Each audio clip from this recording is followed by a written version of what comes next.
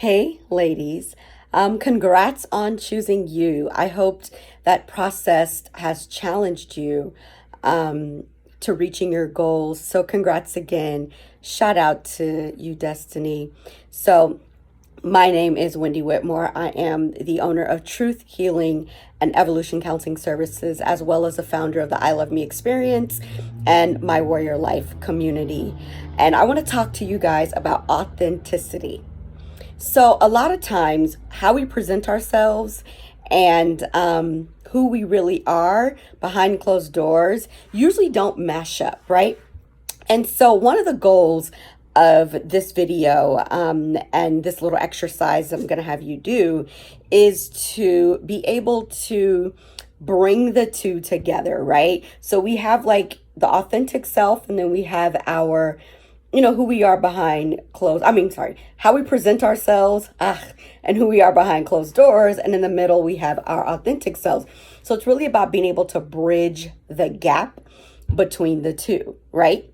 Because a lot of times, what are the things that keeps us from letting people, see who we are up front and in public? What usually keeps us from letting people see us in the raw, right?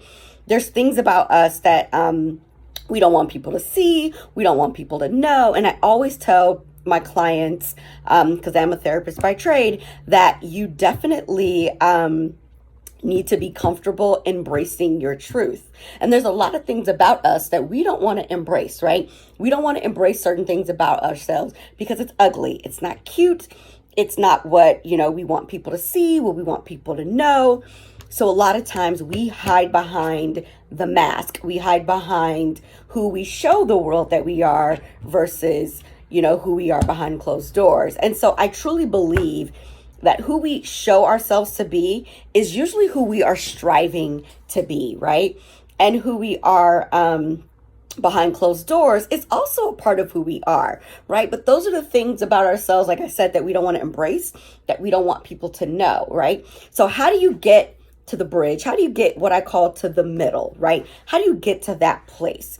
One of the things is that your mistakes, you have to own them. The things that you don't like about yourself, you have to embrace them. Because even if they are things that you are not fond of and they ain't that cute, they are still a part of you because your past experiences have helped shape the way you show up. And if you are not proud of the way you showed up in the past, embrace those mistakes so that you don't keep them back here, so that as you're going through life, you don't continue to show up in those same ways. You got to kind of keep them right here, right? You give them like a little side eye. You got to kind of be able to do that so that your authentic self, which remember is the mesh between who you present yourself to be and the side of you who you don't let people see, then there's this little middle piece, right? And that is usually who we are at our core. So ask yourself, this is the ponder this question. I'm big on ponder this questions. Who am I behind closed doors? And who am I when I show up in the world? And if you do not like who you are behind closed doors, ask yourself why, right? And then after you ask yourself why you don't like who you are behind closed doors, ask yourself if the person you show the world is the person you're comfortable being 100% of the time. Because a lot of times I call it being on. We tap dancing, right? Right, for the world. We show up a certain way. We got to make sure we look right. We fit, all these different things. And that's tiring. That's draining, which is why when the door closes, you're like, oh, I could finally be me, right?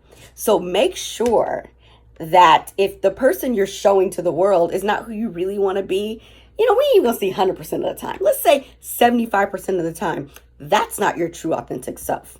So look at the things about yourself that you need to embrace from your past. And there's some good stuff that we don't let the world see, right?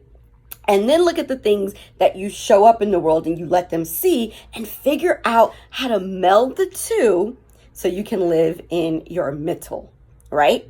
Also, define authenticity for yourself. Of course, there's the Webster or the Google, because everyone Googles things nowadays, definition of it.